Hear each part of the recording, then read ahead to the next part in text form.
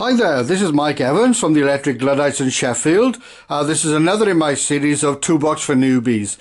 This time I'm going to tell you about how I've incorporated the Toolbox Drummit 5 unit with the Roland kit. This is an old TD6 kit that I've got with some modifications on that I decided to use, see if the Toolbox unit would work with it and to report back on it. Firstly, I have done some other snippets of video to show you how I put this together, and you'll see that in a minute. But generally, let me tell you what I've got here. I've got the Toolbox Drummit 5 unit. I've got pads here, which are Roland pads. I've got a hi-hat, which is the Toolbox hi-hat unit. A lot of people don't like it. I like it because it's nice and light to carry about. Toolbox hi-hat unit. I've got Toolbox cymbals. If I go underneath here, prove it, Toolbox cymbals. And the reason I've got these, which I've got here and here, the reason I've got Toolbox cymbals instead of using the Roland cymbals is that these tie up with the brain in that they got 3 zones on them. So it means which the cymbals I had from Roland haven't. So you can hit the head, the edge. You can play the normal part of the cymbal, and then you've also got the bell. So there's 3 zones on them. I've got an additional cymbal here which I use as a splash or effect cymbal. It's actually hi-hat cymbal from Roland. So the fact that it doesn't trigger multiple sort of zones doesn't matter. I'm using it for gongs and other effects like that. Now, the beauty about these is that Toolbox, I've got basically, if I turn on the thing here, you'll see all these outputs. There are 10 outputs on this. So the thing, basically here, too many basicallys, but still, I've got 10 things to hit that comes out of it. I'll prove it to you. 1, 2, 3, 4, 5, 6, 7, 8, 9, 10. So I'm making the most of the use with this. The one disadvantage of the Roland pads is that the Roland pads will only work on one zone, whereas the Toolbox units have a zone you can hit on the pad itself and a zone on the rim. That will work on the snare drum, whereas this is the separate mesh snare, so there is a you can assign different sounds to the head and the rim here, but you can't do that with the toms, whereas on the Roland one you can.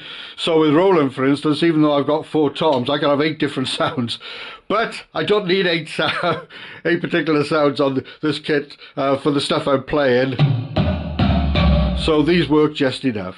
The additional thing I've recently got, I've added to my setup, is the Alesis Sample Pad Pro.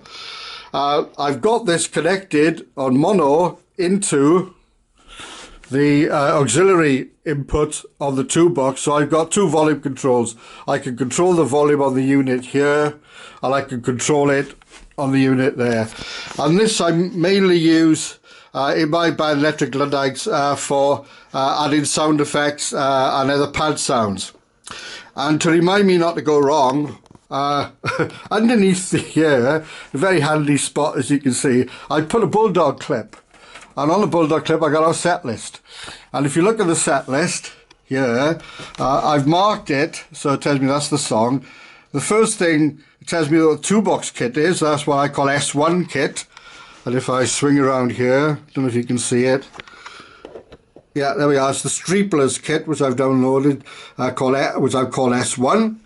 So I know I do that. And then if I have a look, on the other number is 11, and that's kit number 11 on this one, which is a user kit number 1. So the other thing I've done, to remind me what I've got, I've drawn myself a little diagram. Whoop. I've drawn myself a little diagram of the Alesis thing and showed you on this particular song which things I'm triggering, and you can see it's the ones I've done in yellow there, and that's what those sounds like.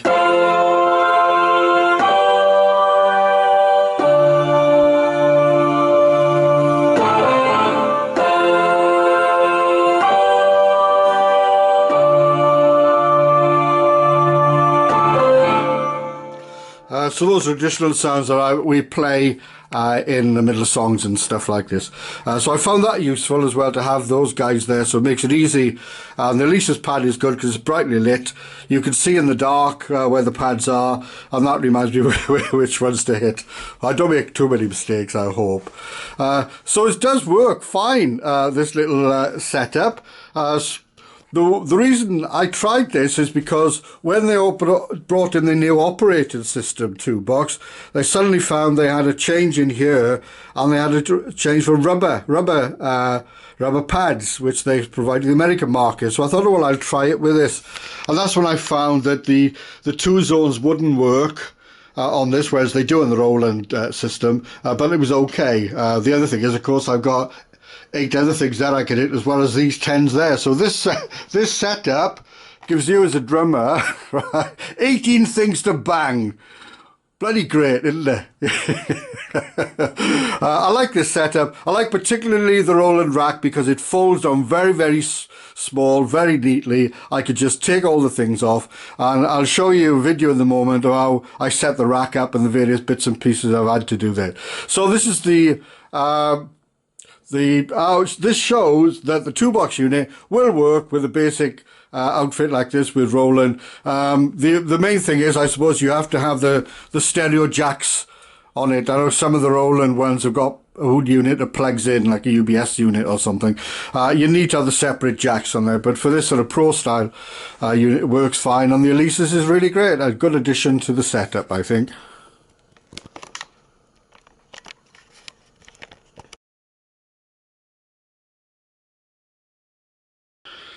As well as being able to load your own sounds, the toolbox unit also enables you to put in loops. And you can create them yourself or use loops as readily available, put them in and trigger them during the course of the song. It also got loop groups, so you can link different groups together, so that when you play one and play the other, the first one stops and the other one starts. Give you an example. This is a tambourine. That's on loop group 1.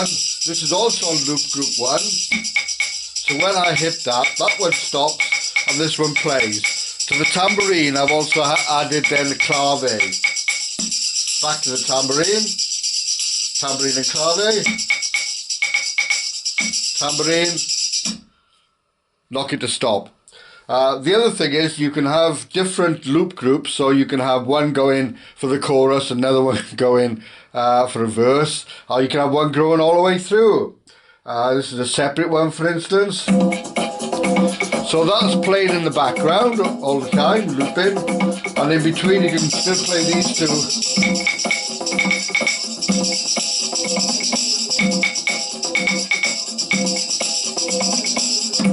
And that was still playing in the background. So that's something you could do on this that you can't do on the Roland system. You can put your own sounds in, and you can put loops in, and you can stop and start the loops.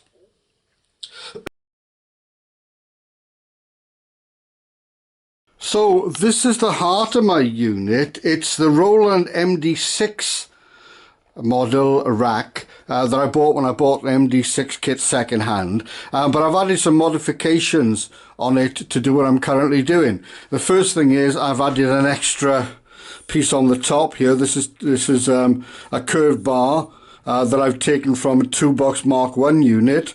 I've then turned the top bar of what was the Roland unit, so the other way around. So one's curved out and this is curved in. The reason is to create extra space between the two for the Alesis pad to go, sample pad to go there, and the Roland pads to go there. So there's plenty of room between it. The other thing I've got is I've got some additional units I've clipped on here. This is the toolbox unit to hold the toolbox brain. This is a standard multi-clamp, a Dixon I think it is, or Gibraltar multi-clamp to hold a hi-hat. Stand goes there, and I've added on a cheap additional cymbal stand here. This is from Gear for Music, and on the end here I've taken one of these double sort of quiver things that you can get to hold your sticks, and I've taped that on the end with gaffer tape so I can have my stick sticking out at the end. On the bottom here I've mounted a 4-gang switch. This means that I can have the power units for the 2-box unit, the Alesis unit, all ready to hand and plugged in there. And then to get off the stage, all I have to do is to unplug this from the mains plug, lift the whole unit off, take it off stage, and I can dismantle it then when I get it off stage. The other things I've done is that I like colour coding things, so I've colour coded all these, and so it's easy to fit into the 2-box unit. And each one of these other units is colour coded with well, with a bit of coloured tape really, and they're either tied on with Velcro or cable ties all the way through, so that the rack is pre-wired effectively. So all I got to do then is, without thinking, just push these into the various sockets that are there. So that's I got this unit. The reason I like this is that it's very, very light, and then to fold up, you know, it's very easy. You can just slide these things in, turn them down, push them in. These come around there. This one comes around. You have to fiddle a bit with the cymbal stands to sort of push them down a bit, put the thing in, but then all that sort of fits in nicely into a Roland bag that I had to have. The only niggle is I have with Roland that you've got to import these from America, which is a bit of a nuisance really. In fact, I got 2 of them now. One I use for my full 2-box outfit, and one I use for this one. So that's the heart of the unit, the MD6 rack bar. By the way, I had to cut 1 inch off the 2-box grey bar to make it fit. I'm always keen to do things easy and get things off and on stage easy, and I've been having some problems lately with the bass drum unit of the Roland and the pedal. They've been sliding apart, and it's been a bit of a nuisance having to get underneath the kit and keep tightening it up all the time. So what I have done is basically I've done a homemade mount. I've mounted it on this piece of wood. It was just a pine shelf I got from B&Q actually for $2.99, and then modified, cut some bits of the pine off and put them on here to anchor and tie with some screws through here, and then finished off with gaffer tape. So I've got the bass drum unit and the pedal all in one go, so I can pick it up and that sits in there, or whatever I want it to sit in. Plugs in. So again, this is easy to get this off the stage. I just unplug that and the whole unit comes off, and more importantly, the drum and the beater doesn't come apart during while I'm playing, which is the most important thing really.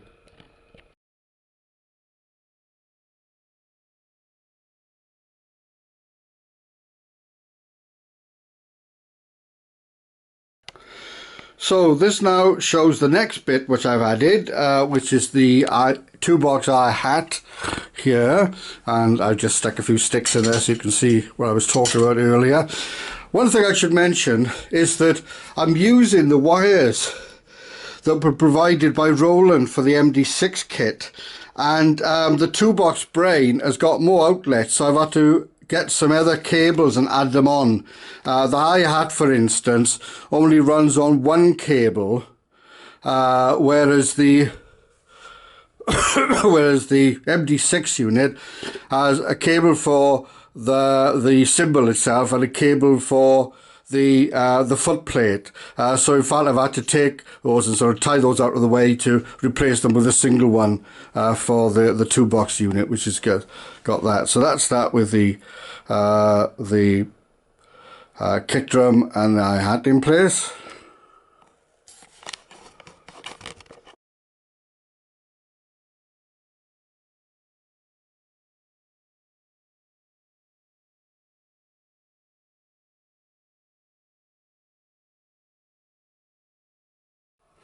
I've now added the 2-box Drummit 5 brain. If I come around here, you can see it fits in with this hexagon handle here that goes into this ball and socket. thing, which means you can position it where you want. And again, the other thing with the colour coding, I've colour coded all these sockets here and here where I'm going to put the various drums in to match up with these, so that you haven't got to read which is which. You could just put red into red, yellow into yellow, blue into blue, etc. I've also, on the cables, separated them out and linked them with a little elastic band here. So this is the ones that go on the top, and these are the ones that go on the bottom. So I tend to put the bottom ones in first and then the other ones in over the top. All this then is very useful. I also find though to take a torch for me, because some of these stages can be very dark, and even with the colour code it can be difficult to spot the difference between some of them. So always keep a torch with you is the other hint I've got with that one.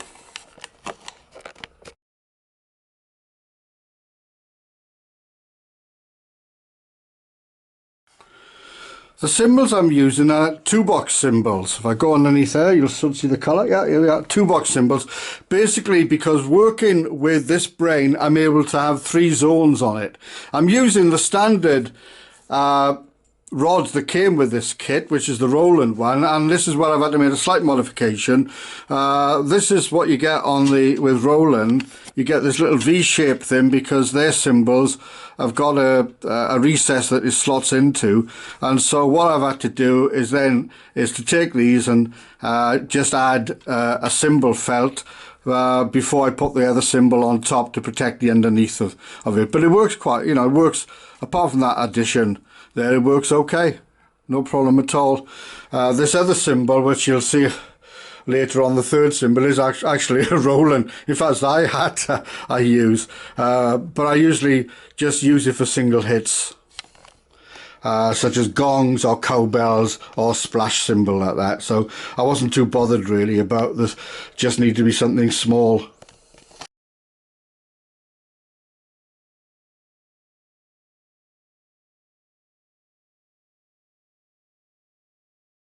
So here's the kit with all the Roland pads added. I'm taking advantage of the fact that you've got a lot more outputs on 2-box they have on the Roland MD6 unit, and I bought an extra spare pad for ours. So I've got 4 toms, and I've got the Roland snare, as well as the other 2-box bits and pieces. So that's the way the kit is with all the pads on. Just to finish it off in a minute.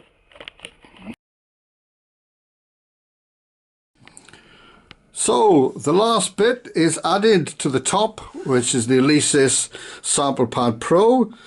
This I use for triggering effects, loops, and various other samples I create separately. They're loaded on via an SD card here. It's connected then into the 2-box brain here, and it's very flexible. So sitting from where you are, this is the drummer's viewpoint. Yeah, I'm sitting on my stool now. You see the very easy to reach the brain there for changing. Easy to reach the thing here for changing that. Everything is in a very simple reach. The pads are about the same distance away as the cymbal, so they're very easy to go as well. So this shows that you can use the 2-box brain with other people's material. These are the Roland sample, I'll say it again. Will show you can use the 2-box brain with Roland pads. The only thing is, depending on the type of pad, you might only get 1 zone, not 2 zones out of them. But as I say, this is a very flexible setup I found using it. The rack is much smaller than the 2-box rack, and that I find very beneficial for getting on and off stage and quick setups. And it does show that Two-box is very, very flexible. It's great sounding. And for those of you who don't know, the reason I'm using the two-box unit instead of the Roland is the fact it's got fantastic sounds. It sounds like real drums. That's the main reason for using it. And you can add your own sounds as well. So this is the current use. This is the current setup I've got. And I recorded this at the end of February 2016. Best of luck to you all.